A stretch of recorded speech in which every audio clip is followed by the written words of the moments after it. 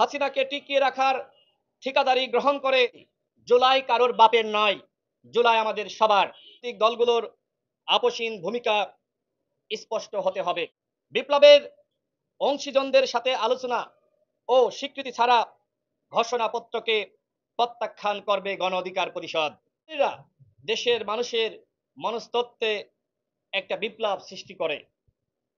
যেহেতু রাজনৈতিক আন্দোলনের মাধ্যমে শেখ হাসিনার পতন ঘটানো যাচ্ছিল না, কারণ রাজনৈতিক আন্দোলনে দমন পীড়ন করা, গুম খুন, ক্রসফায়ার দিয়ে ভিন্নমতকে নিশ্চিহ্ন করার যেন আইনগত বৈধতা পেয়েছিল ফ্যাসিস্ট হাসিনা সরকার।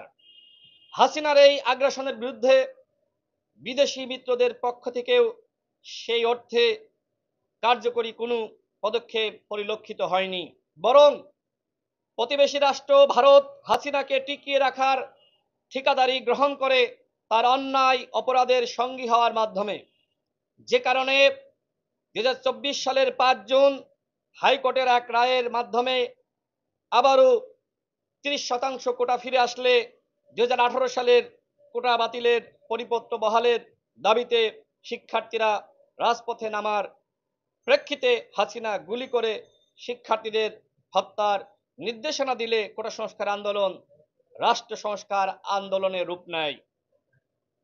অগণিত জীবন ও অঙ্গহানির দ্বারা গণঅভ্যুত্থানের মাধ্যমে ফ্যাসিস্ট হাসিনাকে বিদায় করে এদেশের মুক্তিকামী জনতা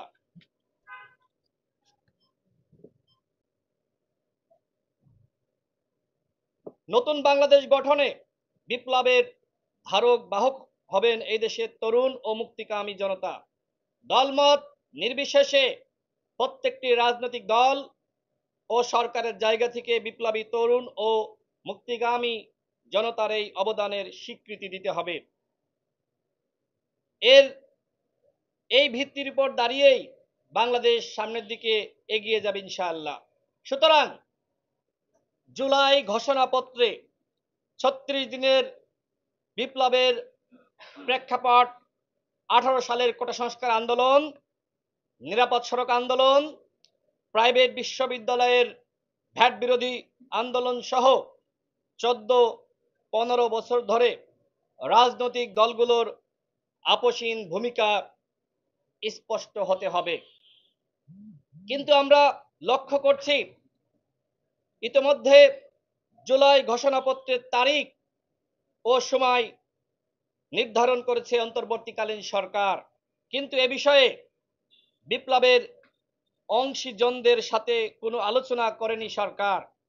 বিপ্লবের অংশীজনদের সাথে আলোচনা ও স্বীকৃতি ছাড়া ঘোষণাপত্রকে প্রত্যাখ্যান করবে গণ অধিকার পরিষদ।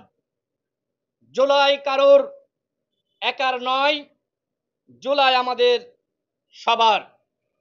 আমি এই কথাটা আবার বলছি, জুলাই কারোর বাপের নয়, জুলাই আমাদের সবার। কোনো একটা দলকে খুশি করতে ঘোষণাপত্র রচিত হলে তা হবে 71-এর ইতিহাসের মতো 24-এর ইতিহাসকে একপাক্ষিক ও কুক্ষিগত করা, যা হবে জুলাই চেতনার সম্পূর্ণ পরিপন্থী।